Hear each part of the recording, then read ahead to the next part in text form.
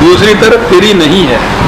تو افق کے متعلق کہا کہ اس کا علم جو ہے اس میں دھندلاہٹ نہیں ہے، دھندلا پن نہیں ہے، صاف مبین.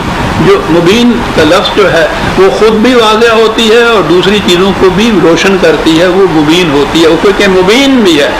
اور اگلی چیز پھر واضح کیا وما هو علی الغیب بضنین. بڑی عظیم چیزیں آتی جا رہی ہیں عزیزان من. نبوت خدا کی طرف سے وحی پانے کا نام ہے. نہایت واضح شکل کے اندر وہ وحی آتی ہے اور وحی پانے کے بعد اس کا فریضہ ہوتا ہے کہ اس کو دوسرے انسانوں تک پہنچائے. وہ اتنا اہم فریضہ ہے کہ رسول اللہ سے کہا گیا ہے کہ بلغ ما انزل الیک، پہنچاؤ. اور اگر تم نے یہ نہ کیا بفرض محال تو اس کے معنی یہ ہے کہ جس مقصد کے لیے تمہیں یہ نبوت دی گئی تھی تم نے وہ مقصد پورا نہیں کیا. گویا مقصد نبوت یہ ہے کہ اس وحی خداوندی کو، اس تعلیم کو اپنی ذات تک نہ رکھا جائے بلکہ اسے دوسروں تک پہنچایا جائے. یہ بنیادی چیز ہے، اس کو ذہن میں رکھنا چاہیے، پہنچایا جائے. نبوت، ختم نبوت جو تھی اس پہ تو ایمان ہوا. اب یہ مشکل ہو گئی کہ آگے بات کیسے چلائیں جناب. یہ کہتا ہمارے ہاں آیا تصوف. تصوف کے اندر بھی ان کا دعویٰ ہوا کشف کا، الہام کا، خدا کی طرف سے علم ملنے کا دعویٰ. تو بات تو یہ وہی ہوگی جو نبوت کی ہے. تو پھر ختم نبوت کے اوپر کیسے ایمان رہا؟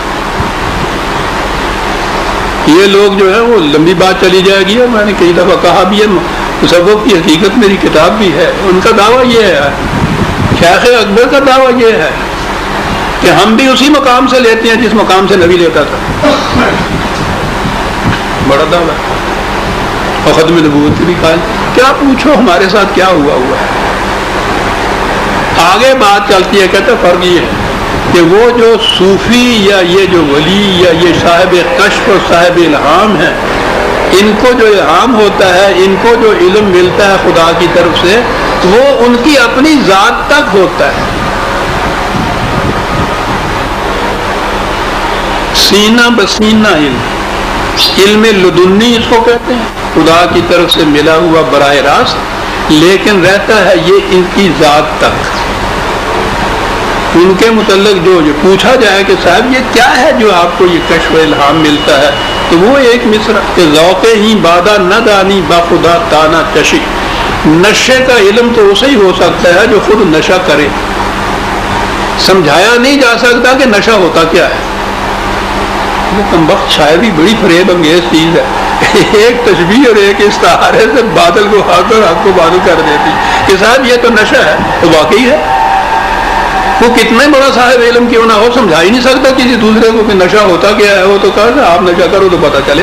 تو گویا تصوف کا نشہ وہ ہے، وہ علم وہ ہے کہ جو کرے گا اس کو ہی پتہ چلے گا، دوسرے تک کمیونیکیٹ نہیں کر سکتا. اور نبوت وہ ہے کہ جب وہ ملیں گے حقائق تو اس کا فریضہ ہے کہ ان کو دوسروں تک کمیونیکیٹ کرے، پہنچائے. قرآن کہا یہ کہ اب یہاں وہ واضح کیا کہ یہ رسول، یہ تصوف مسلمانوں میں نہیں آیا ہوا. اس سے پہلے یہودیوں میں، عیسائیوں میں، ہندوؤں میں، ہر مذہب کے اندر یہ تھا.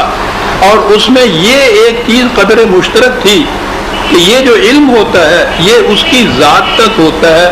جسے آپ صوفی کہیے، ولی کہیے، کچھ سین کہہ لیجیے، ذات تک ہوتا ہے. یہاں اس کی تردید کی کہ یہ رسول، یہ جو علم اس کو حاصل ہوا ہے خدا کی طرف سے، اس علم میں یہ بخیل نہیں ہے کہ اپنی ذات تک رکھے گا اور دوسروں کو نہیں دے گا.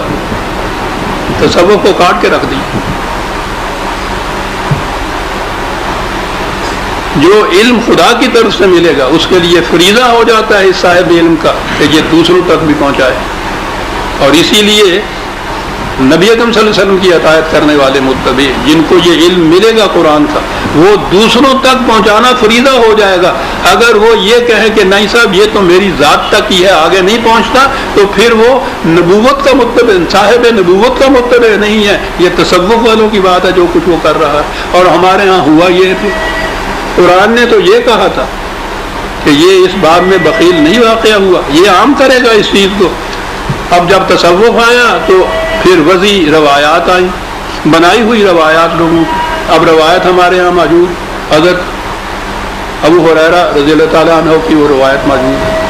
اب انہوں نے کہا کہ مجھے رسول اللہ صلی اللہ علیہ وسلم نے 2 برتن دیے تھے بند، وہ اوپر سے لپیٹے ہوئے علم کے، ایک برتن کو تو میں نے کھول کے عام کر دیا ہے، اور اگر دوسرے برتن کو میں کھول لوں تو اس کے بعد کہا کچھ نہیں، اگر میں کھول لوں تو یوں کیا، گلے کے اوپر یوں ہاتھ پھیرا، میرا گلا کٹ جائے گا، میں وہ نہیں کھولوں گا۔